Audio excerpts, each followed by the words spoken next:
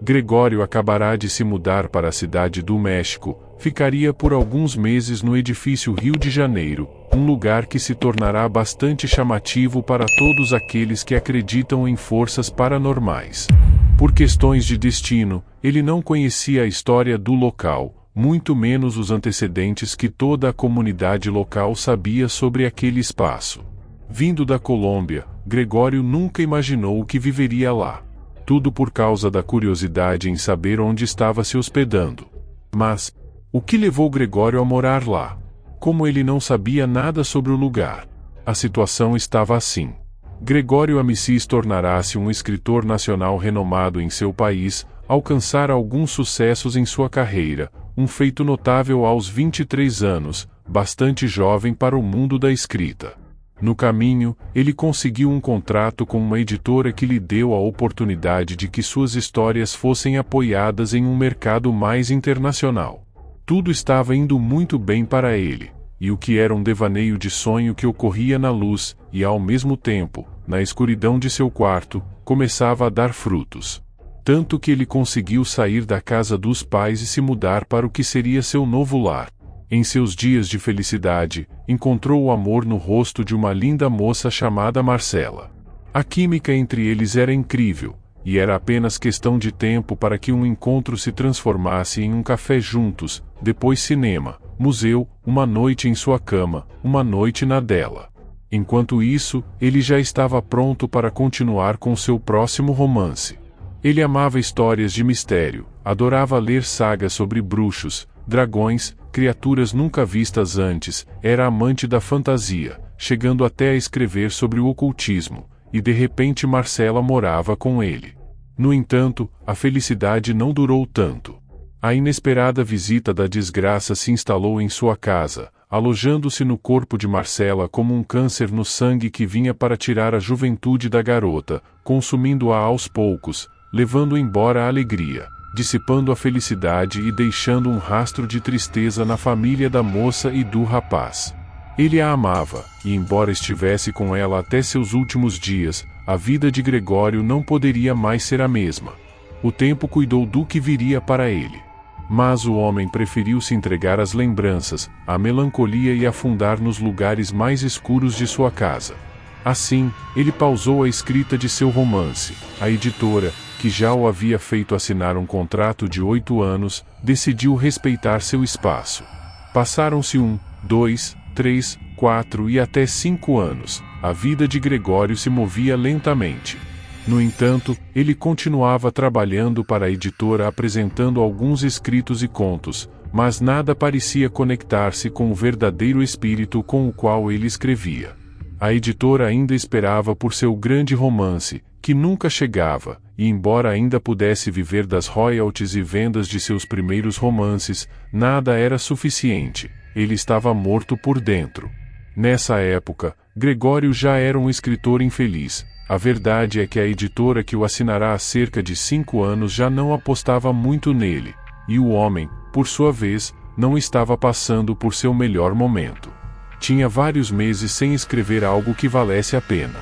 No entanto, ele pediu uma última chance à editora para escrever o que seria uma de suas grandes obras, mas no fundo, ele sabia que não tinha nada. A luz de sua motivação e disciplina para escrever estava apagada. O que ele carregava dentro era uma profunda depressão.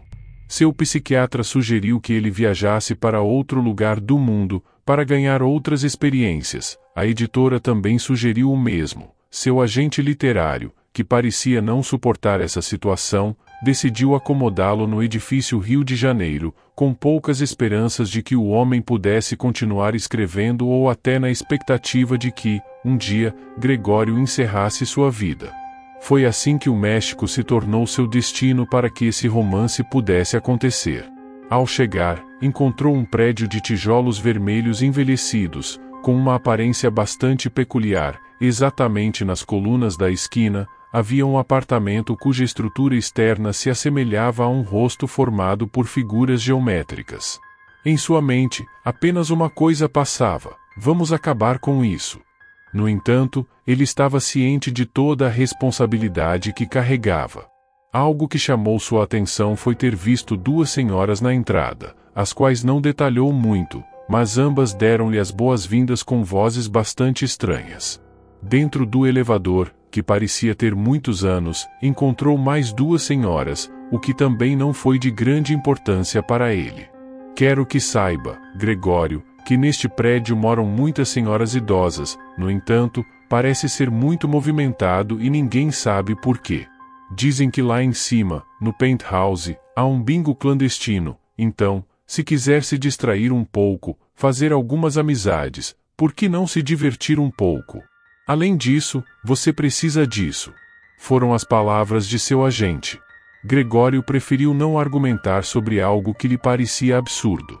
O prédio honestamente tinha uma aparência fantasmagórica por dentro, tudo rangia, cheirava a naftalina, especiarias, a coisas que ele teria dificuldade em reconhecer olfativamente.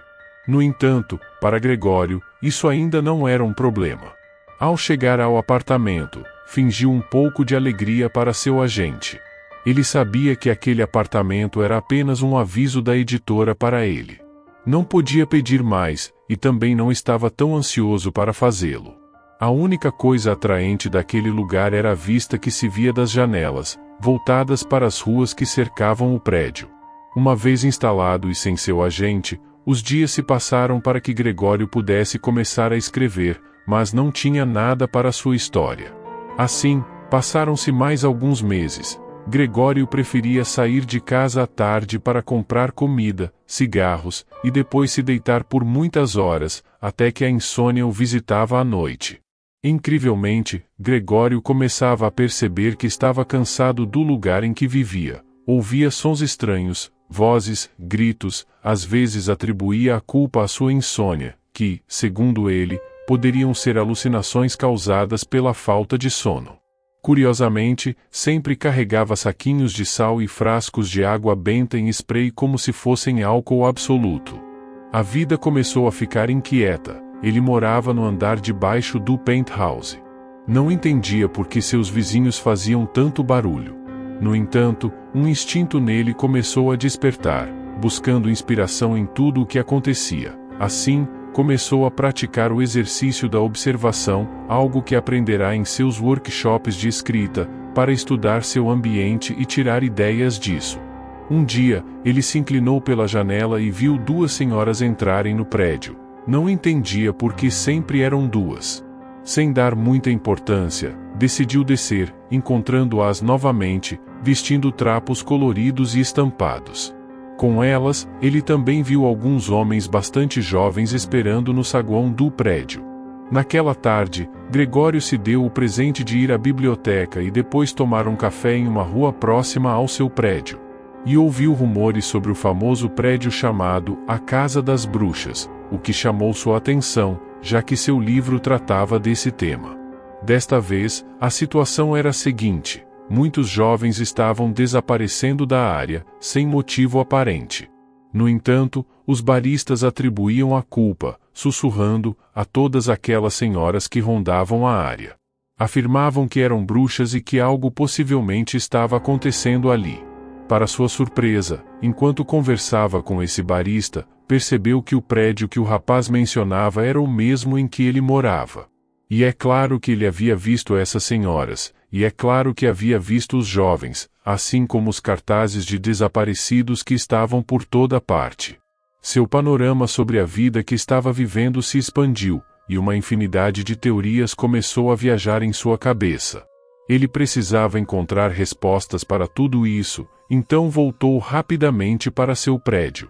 E enquanto caminhava, deparou-se com duas garotas muito bonitas, sendo que uma delas se parecia muito com sua querida namorada Marcela. O que ele não esperava era que ambas as garotas estavam vestidas da mesma forma que as senhoras que ele tinha visto horas antes. No entanto, ele não conseguia entender muitas coisas, pois havia passado apenas algumas horas. Era impossível para ele que essas duas garotas tivessem algo em comum com aquelas duas senhoras. A garota que se parecia com Marcela pediu desculpas, Ele, impressionado por sua beleza e semelhança com Marcela, aceitou as desculpas. Ao entrar em seu apartamento, sabia que algo estava acontecendo. O prédio ainda cheirava a especiarias, carne fervente, lavanda e canela. E algo lhe dizia que ela tinha a resposta ou o levaria a encontrá-la. Por dias, ele continuou obcecado em se encontrar com essa garota, mas enquanto isso acontecia, um dia viu uma senhora entrar com um rapaz que lhe parecia muito familiar. Gregório percebeu imediatamente que era o mesmo barista com quem conversara no café.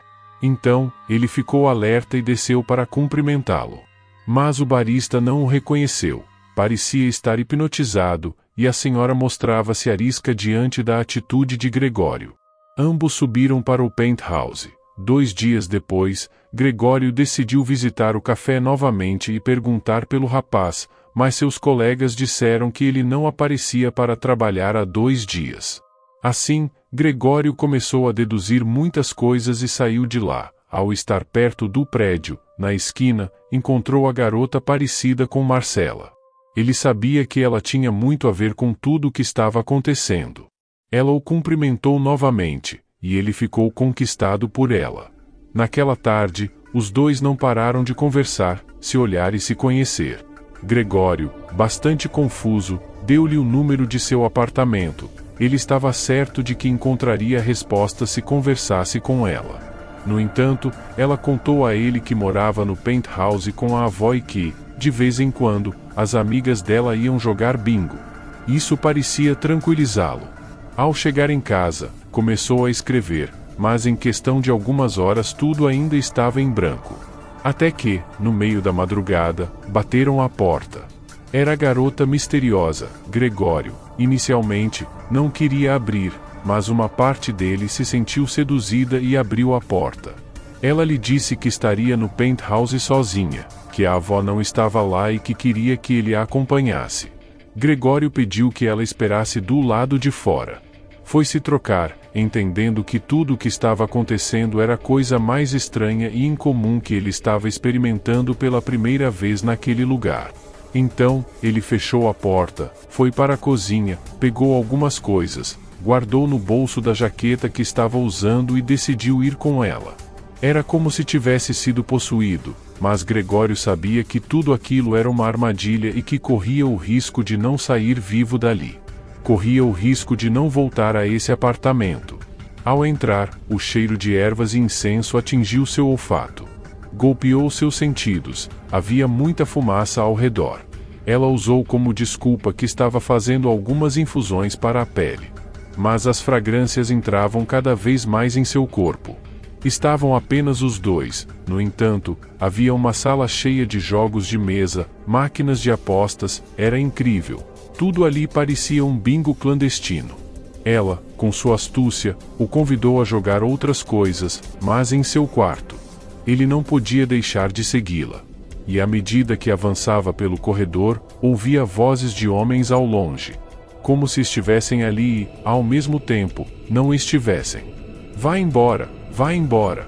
Aquele quarto tinha luzes de neon e velas por toda parte, e ele sentia um cheiro forte de carne podre. Algo estava prestes a acontecer. Ela, cada vez mais parecida com Marcela, em um momento de confusão o sentou na cama e começou a se conectar com ele através de Marcela. Ele sabia que ela não era sua mulher, e as lágrimas começaram a percorrer seu rosto. De repente, o som de uma mosca começou a zumbir em um de seus ouvidos, e ele percebeu que várias delas apareceram na sala. Ela tentou beijá-lo, mas ele não permitiu. De repente, perto deles havia um espelho, e com o canto do olho, ele viu uma figura horripilante diante dele. Uma criatura envelhecida, coberta de sangue, com um monte de vísceras espalhadas no chão, e de repente um forte cheiro de morte se espalhou por todo o quarto. Não era o mesmo que ele estava vendo de frente e sem o espelho. E olhando novamente para o espelho, percebeu que o que tinha sentado ao seu lado era uma bruxa.